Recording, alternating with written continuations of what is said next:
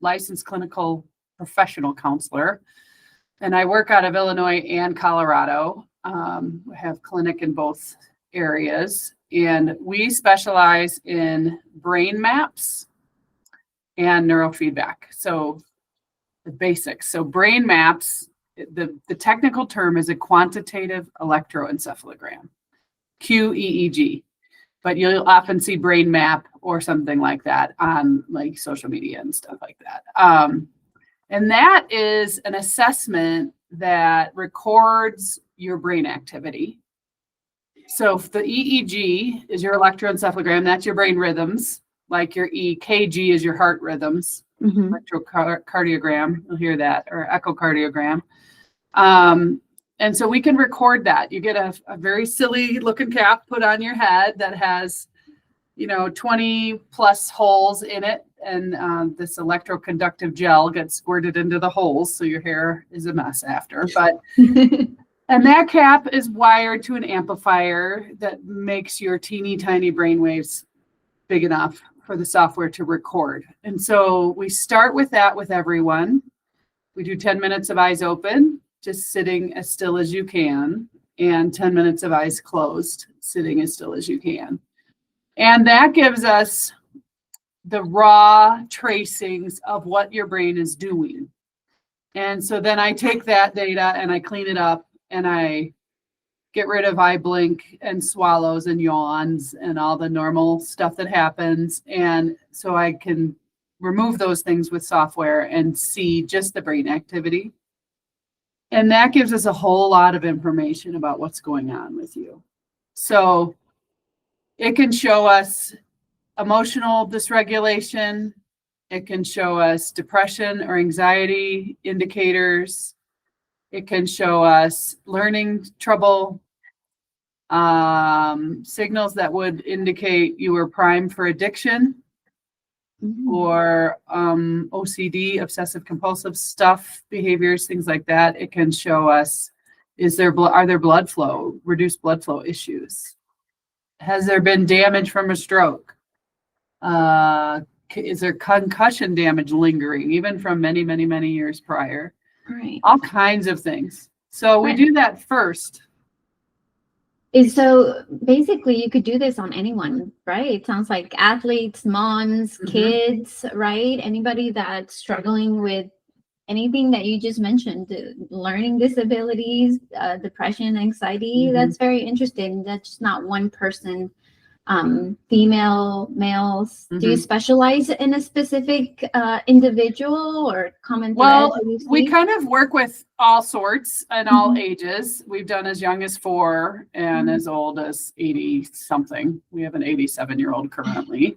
And so it's really about what does that brain map show us that's going on, paired with that person's subjective trouble, like the thing they're struggling with, or the challenges that they're facing. And then we pair those things together to make a plan and a set of goals that are reachable. But my personal wheelhouse, like that I love working with, are 2 totally separate populations. But one is little kids that are having emotional trouble.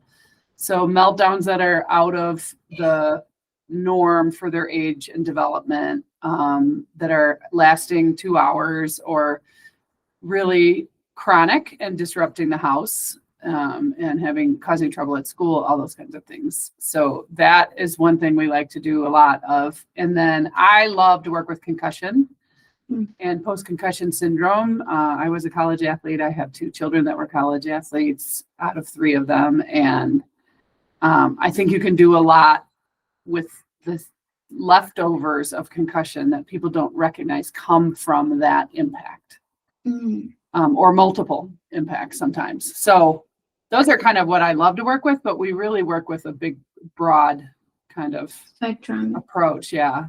Yeah, definitely. I want to circle back to the little kids, because I cater to moms. I'm a mom myself. My kids are on the younger side. They're 10, 7, and 5. Can you just kind of how would we know, or even to use the technology to go about it if this is not normal or normal? Because as a first time mom, I wouldn't know what is normal or where to go, or what are some of the signs that I would look for. Also, in like you said, reading and things like that, because there's a lot of things that could help young kids based on what you just said on that list. And I'm thinking for me, like my kids, right? Like when my older one struggles a little bit with reading and just things like that, right? So how could we go and be like, hey, this would be really helpful, or signs that I could be looking at to be like, okay, let me go do this. Right. Well, typically, there's a process. So especially with learning, let's start there. But with learning, the kids go through school, they get their, whether it's private or public school, assessments beginning of the end of the year, usually, to see, are you progressing? Are you at grade level? Are there deficits? And so those are, the standardized tests that would definitely give some indication. But often moms have that gut feeling like something is a little off, or they just can't get over this hump. And so they're starting to struggle. And as they come through kindergarten, first grade, second grade, there's a huge variety of stages in learning. But then I think at second grade, third grade, it really kind of funnels in. So those that aren't able to stay with that flow with their classmates and peers are falling off to the sides. When third grade, fourth grade happens, that's like real elementary school, like where you really have to get the concepts, and the concepts build on each other. So if they've missed a stage that has not, they haven't been able to grasp for some reason, like reading stuff, reading comprehension, all the pieces that fall with that. So one would be check your gut, right? Like trust your intuition if you feel like something is just not right. But most people come to us because they've tried the usual paths, right? They've tried tutoring. They've tried the school's interventions and behavioral, 504 plans with accommodations, or IEPs even, which is a step higher than that. They've tried talking to their pediatrician. They've tried even medications, and it's just not seeming to gain the progress that the child needs. So often there is a brain-based situation going on. So that EEG that I was explaining, that brain map, will show us, okay, what area of the brain is dysregulated? Is it the area of language comprehension, or is it short-term memory? Is it focus and attention? Those are all different areas. Or is it none of those, and it's anxiety? It's worry and scanning the room at first, what ifs all the time, and that they can't break out of that to stay with the learning process. So the learning piece, there's a lot of traditional assessments and things you're going to get for your children. And often they'll indicate, well, or the parent-teacher conferences, the teacher's like, I think we have to do some extra special attention here on this, this, maybe it's math or whatever. So those are all good, because the younger they are, the faster they respond. And I'll explain neurofeedback and what that is that they're responding to in a second. But the other piece is the emotional stuff. And, we talk about terrible twos, where I laugh because I think 4 was harder. Agreed. Yeah. And I hear that from most moms, but once you're past that 2-year-old, 3-year-old stage, should they be having a meltdown for 45 minutes because their toast didn't look right, or the sock felt yucky on their foot, or things like that? So those situations, I would definitely encourage you sooner rather than later, because there's often something going on that is not able, it's getting in the way of the child of regulating their own emotions. Mm-hmm. They're always going to be in that overwhelm or whatever until you intervene. So that's what I would say about the kids and moms, right? Just to explain the neurofeedback part, that's the training that helps us regulate or make the brainwaves that are dysfunctional more functional again. And it's a simple learning paradigm. It's operant conditioning, meaning when the brain goes in the direction we want, we reward it. Okay. So a person comes in, they sit in a chair and they can watch a show, a movie, a game, or listen to something. And they have, maybe 3 to 5 sensors on their head. And nothing's going into them. It's non-invasive, this traditional type of neurofeedback. Okay. And so the only way it interacts, the sensors just measure what's going on. And then what they're watching is changing. So say it's a movie. If the brain's going in the direction we want, the movie is clear and bright and the video flows smoothly. And the sound is crisp and loud. If the brain goes to the direction that's causing trouble, which in the beginning it will do, right? The screen looks like a shadow comes over it. Okay. Or the video stutters, or the sound gets quiet. So there's a lot of settings we can choose from. Mm-hmm. But that reinforcement of so when the screen gets dark, the brain will want to be engaged with the show or the movie it was watching, or the game or whatever. So it will naturally try a whole bunch of things very rapidly.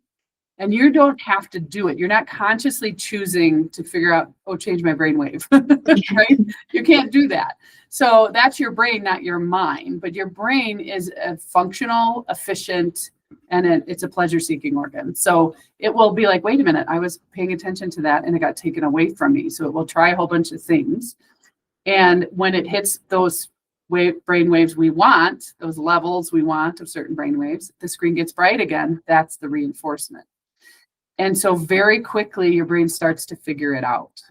So in a first session, even sometimes we can see that screen starting to stay bright longer and longer by 8-9 minutes into their very first lesson. Mm-hmm. We call them protocols, and then most people, so then it's a process of repeating. So that old troublesome pattern will show up and the screen will get dark, and then the brain will figure it out again. And then as you train, it will figure it out sooner and sooner in the session and start to lower the amplitudes is usually what we're training at that point. There's other methods, but that are causing trouble. And so it figures it out.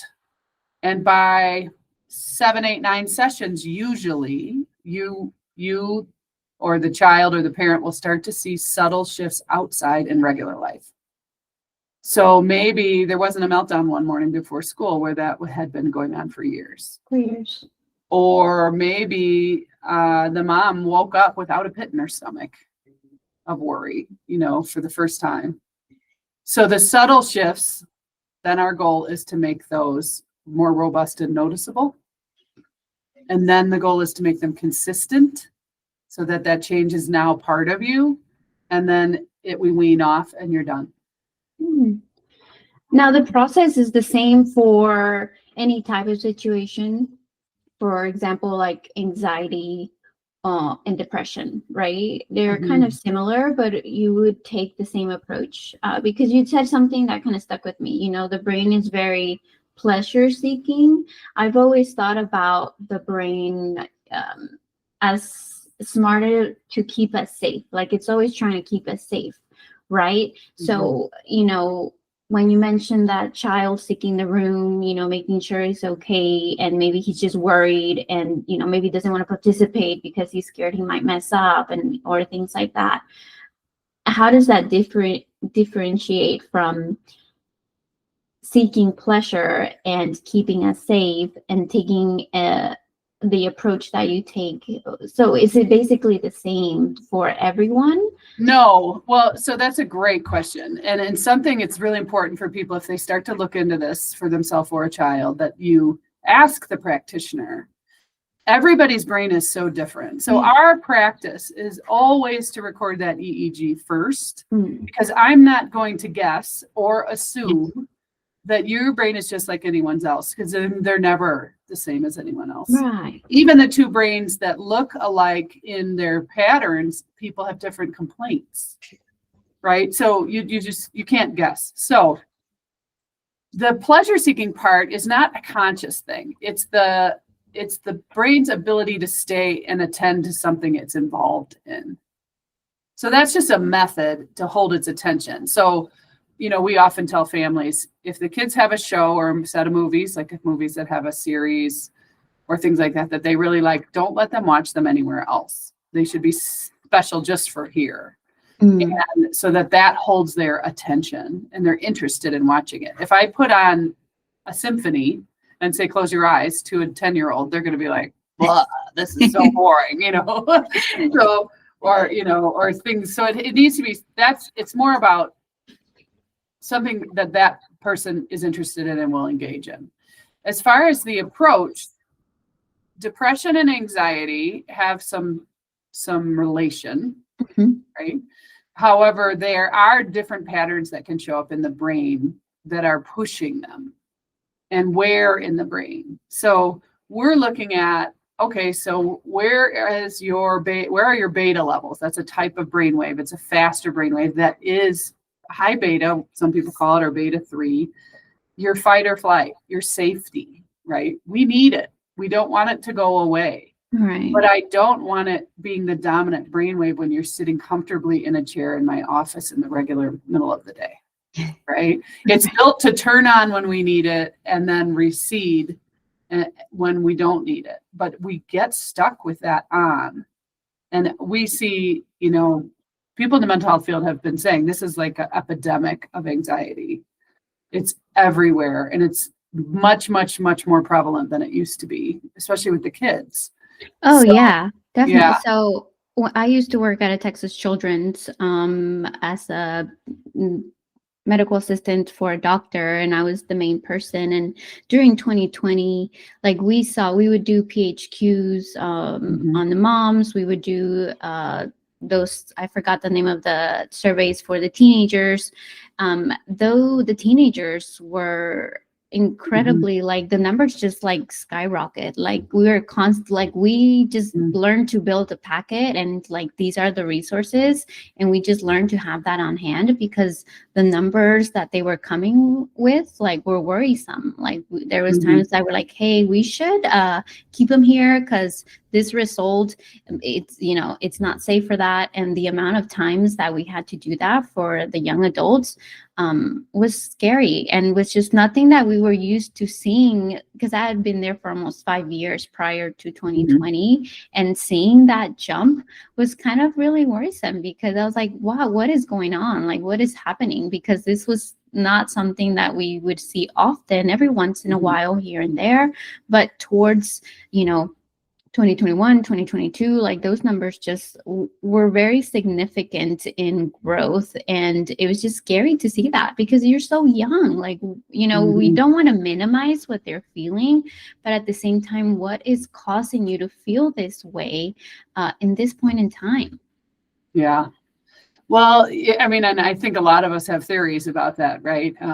About why they're coming up in a different culture of social media and constantly being plugged in and needing to measure up and needing to compare and those things, and that I'm left out, because I see friends together online that I wasn't invited or I wasn't included, or, why aren't I there? And all those, it just breeds so much trouble as far as emotional stability and sense of self, right? So, and the digital world, I think it sounds counterintuitive, but sense of self a lot of times gets generated by interactions with others. And then as we take it in and internalize it, it becomes intrinsic to us. But if we are only ever online with people, even in classrooms, they're on Chromebooks. So it's not the same. So yeah. And there's great positive psychology approaches. You've talked about this with guests, mindfulness, gratitude, strength-focused approaches to all sorts of things, emotional issues, social issues, all those things for every age. But sometimes you can do therapy or do mindfulness until the cows come home. And if there is something dysregulated in your brain, it's going to be very, very difficult to make progress. Right.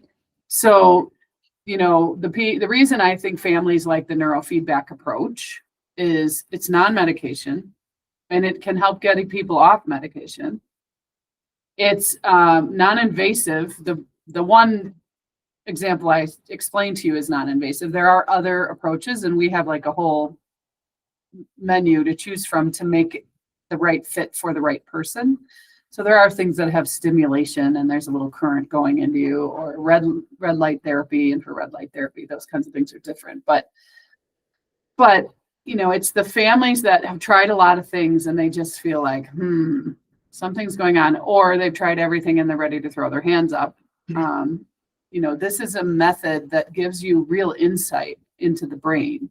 And even adults, when we talk about women and as you go through your decades and, hormone changes and postpartum and all these things that happen with us that men don't experience, not that they don't experience hormone changes, but talking about menopause, perimenopause.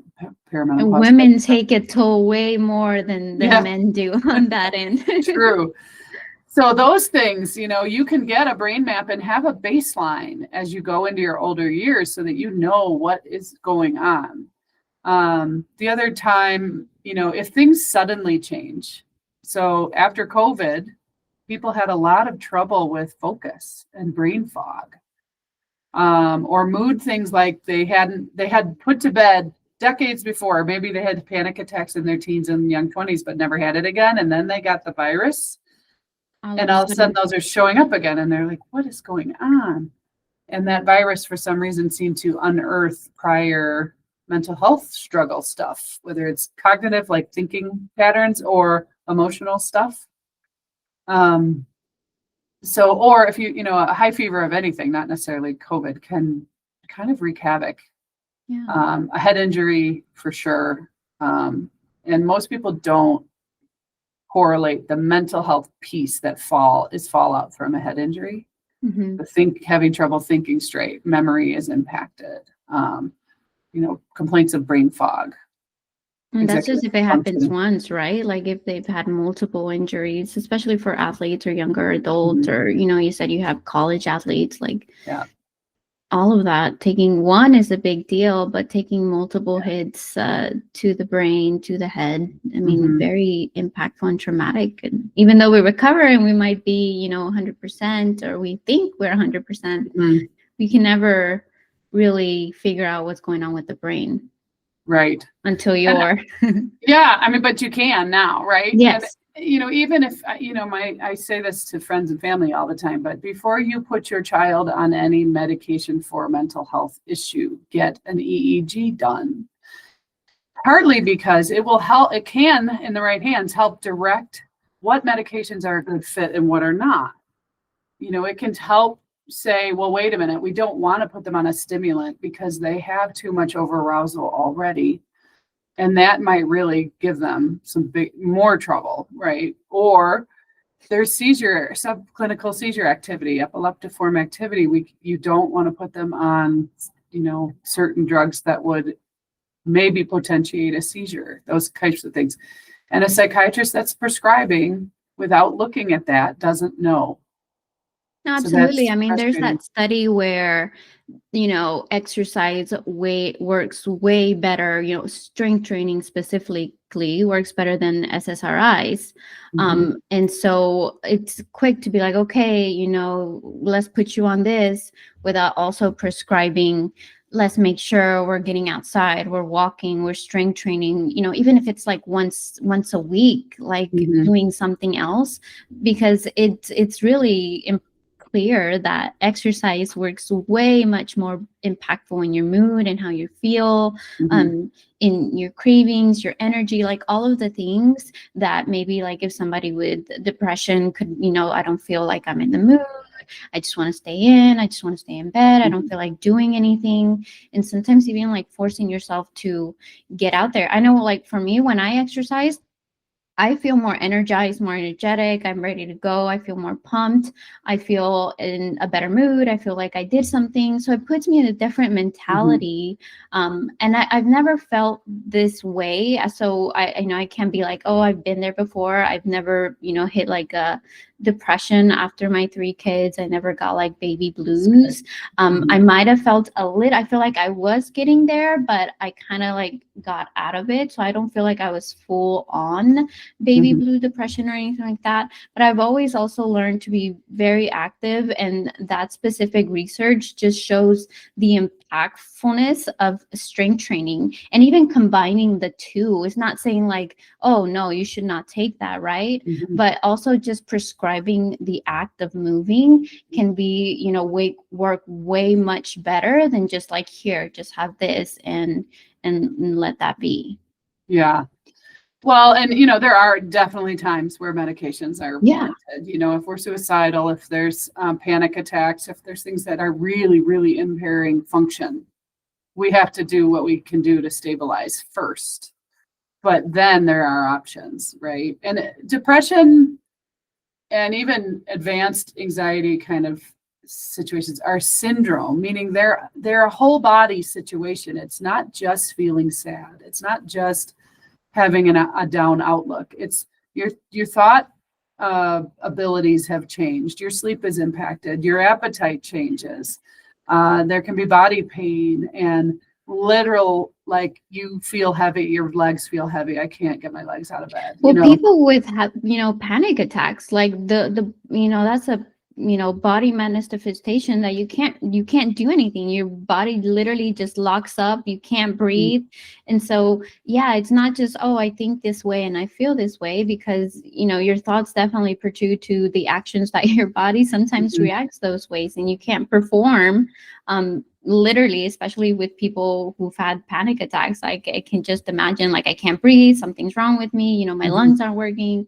So that's just an example that I could think of when you say, it's not just what you think, your body's physically acting on those thoughts that you're having.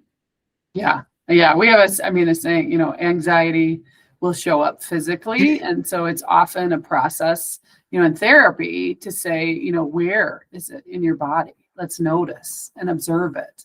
We don't have to fix it right away, but let's at least notice it and name it for what it is. Okay, I have a burning thing in the middle of my chest, or my neck is so tight and clenched, or whatever it is. It could be, I have my stomach is upset.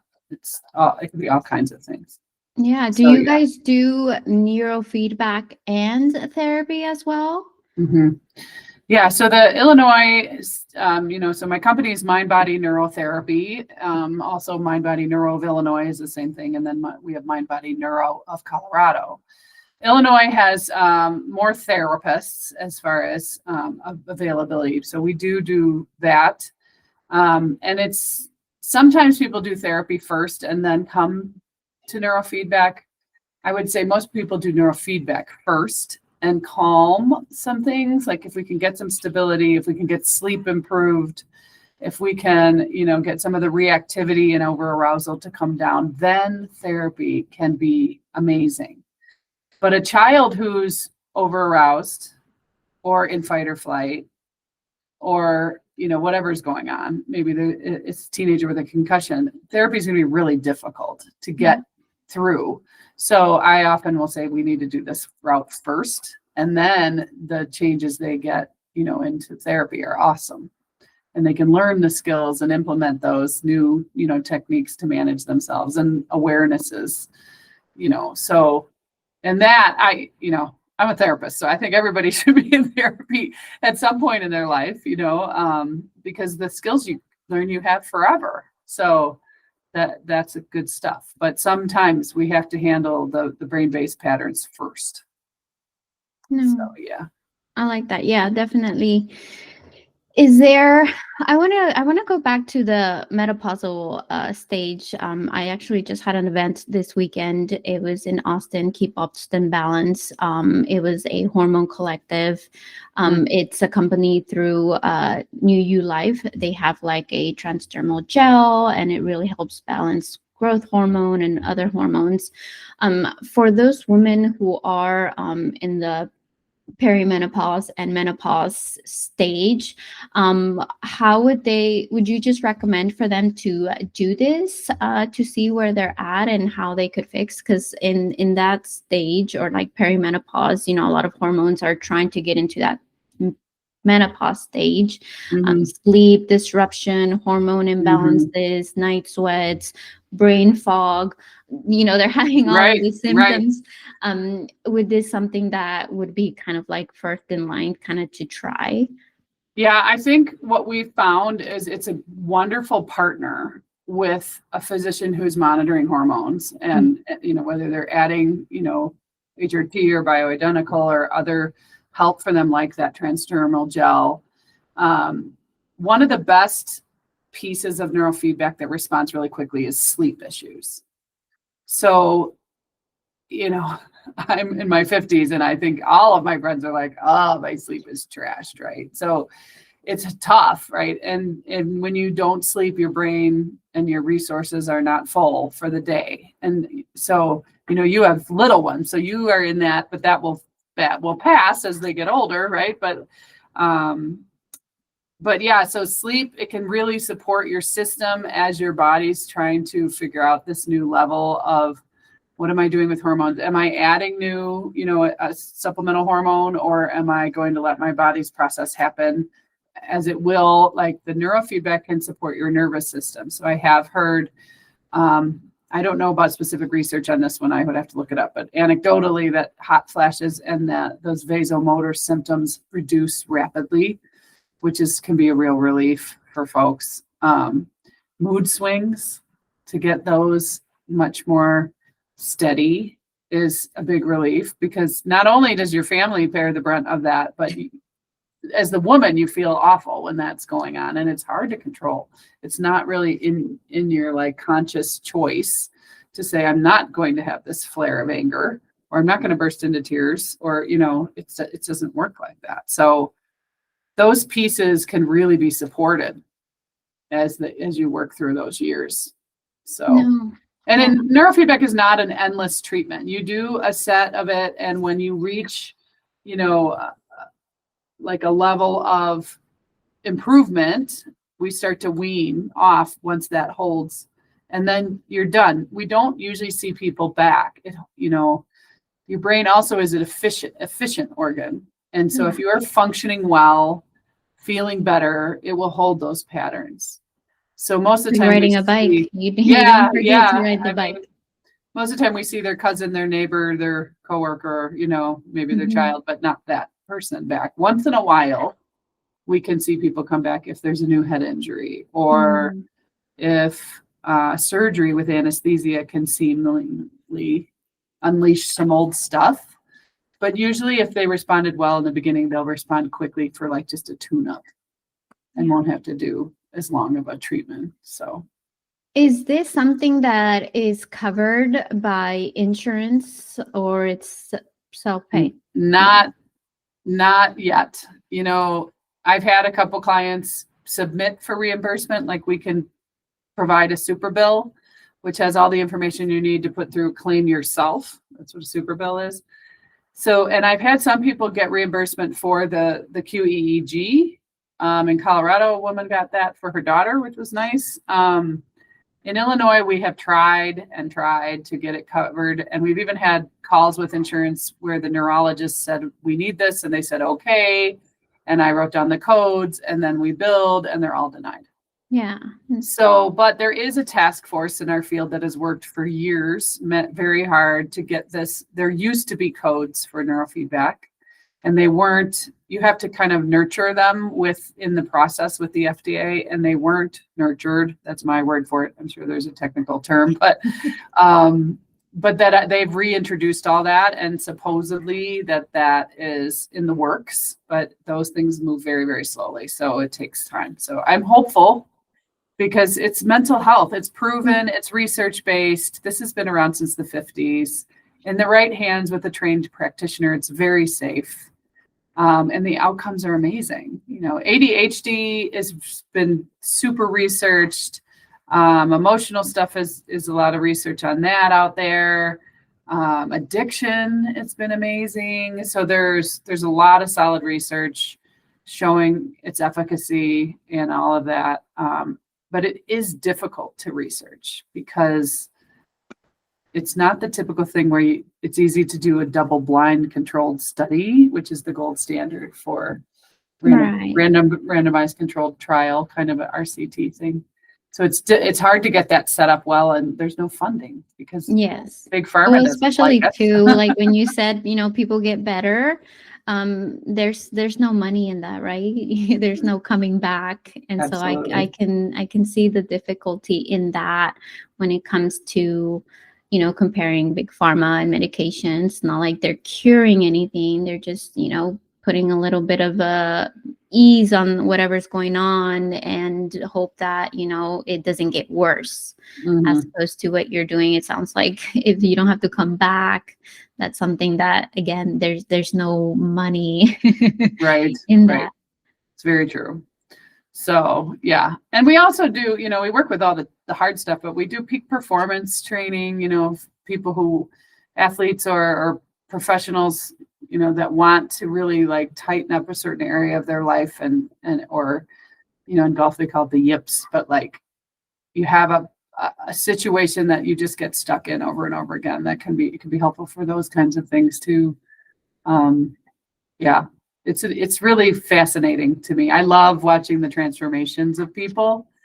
And when I first started, my clients let me try, basically practice on them when I was very new to it, but it was amazing what happened, I mean, the just fact calming. that it's invasive to me, like, sign me up, because it's, something that, you're telling me I don't have to come back. You don't have to have surgery or, crack my skull open, no lobotomies here. Like, No. no, Yeah, I mean, most of the time you can get to where you want to get. There are a few times that or situations where it's not a good a direction to go. One is if benzodiazepines, so they're a medication used for panic and anxiety, Ativan, Xanax, Klonopin, lorazepam, there's a whole bunch of them. But we literally can't work through that medication. So people have to wean off before, or at least be very well along the weaning process. And that's a medically supervised process that we don't do. So that would be one. The other is pot use, THC. You can make progress, but it doesn't seem to hold. So for some reason, I think it leaves your brain too plastic and you have too much. That's my theory, but for whatever reason, those seem to be the people that come back. They're like, hey, I feel like I did even if they started. wing off completely, like, let's say. No. If you're using it continually, like several days a week or more, every day, I often will say you don't want to waste your money on this if you're going to continue with the marijuana. So you would need them to like quit for forever. Well, hopefully the reasons that are pushing them to reach for that are something we train into a better way so that they don't have that urge anymore, right? No, I know somebody, that you can tell them like, there's no need, but it feels like, some of the comments I hear is I just work and function, better with it now. Like I can't not function without it because they're just so used to doing it all the time now. And it's, it's a shame though, because it's really, really bad for your brain. Yes. Like I've functioning read that stays okay early, but with chronic use, it's bad. It's really bad. They should all look into it. There's your PSA from me about marijuana. But Dr. Daniel Amen talks quite a bit about marijuana use and the brain, and he does those SPECT scans that show you kind of the volume of your brain, and they're color coded, and it shows like you want a nice plump brain without holes, and then he'll put a marijuana brain right next to it, and it's alarming. Well, I think the same with alcohol, because he's also talked about alcohol as well. It's, he's also one of the reasons why I just kind of gave it up. I wasn't like a big drinker, but every time I would drink, it's just like my body would just, I'd have one or two drinks and I would wake up like with a major hangover. I just decided like, I can't, it's not fun. Like I'm only having like one or two drinks and I feel like I'm plastered the next day. So I just gave it up. And every time I hear him speak, I'm like, I'm okay. I'm okay without it. Like I'm going to be, my brain is going to grow, better, older, especially as we get older, right? That decline is something that I like to focus on. My grandma had dementia. And so that can be scary. I have distant aunt that is currently going through that. She's in a home now. And so that I always look at that, maybe a glass of wine here and there, but I just think about the outcome. Like, I'm good. Like, I don't need to drink. Yeah. Well, yeah. And I don't want to give up the whole next day. Right. So exactly. Yeah, it technically is a toxin. I mean, for real, it's just been used all over the world by every culture. So it's thought of as very normal. Yes. It's, it's just part of our yeah, like you said, our culture. And it's weird when people ask, like, why don't you drink? What's wrong with you? Like, yeah, it is pervasive. It's so common. It's so normal. And so, yeah. Well, the studies, EEG guided neurofeedback for addiction are astounding, what the outcomes they get. And I know the VA in some states is using it, and there are, rehabs and inpatient recovery centers that are implementing it. And it's just so great because the relapse rates fall drastically when they include the neurofeedback. So that's pretty amazing. So, yeah. So if we're reaching for a lot of wine in our 40s as a mom or our 30s as a mom and we're fried, maybe think about that. Right. Yeah. I'm good there. Yeah. Lisa, thank you. This was really nice. Is there anything else that you would like anybody to know? I will link your websites on the show notes, but anything specific that you would like, the world to know? I just think consider getting an EEG of yourself or your children. So you have that baseline. And it's certainly if something's going on and you feel like there's more than just she's upset because her friend texted her wrong or whatever, or whatever, you're having a hard time every day. Postpartum is tough. It can help with that. Like, just get the EEG. And there are good ways to find practitioners that are solid, that are board certified. So bcia.org or iqcb.org, and I'll send you those to put in there. But they have directories on their sites. So you can put in your state or county or zip code and find who's near you that's board certified. And we're all over the world. It's not just the US, Australia, Europe, Asia, it's South America, and America and Canada, practitioners in Mexico. Yeah. So there are people out there, and we're all a pretty collaborative field. So people reach out and talk about cases if they're stuck, and they could find mentorship or consultation, and it's really wonderful that way. So I would say find a certified practitioner near you and get, look into that. If you have that sense that something more is going on, trust it. No, I appreciate you. I will definitely have to look at that for sure. But thank you for joining me today. Yeah, thanks, Jackie. It was great fun. Have a great day.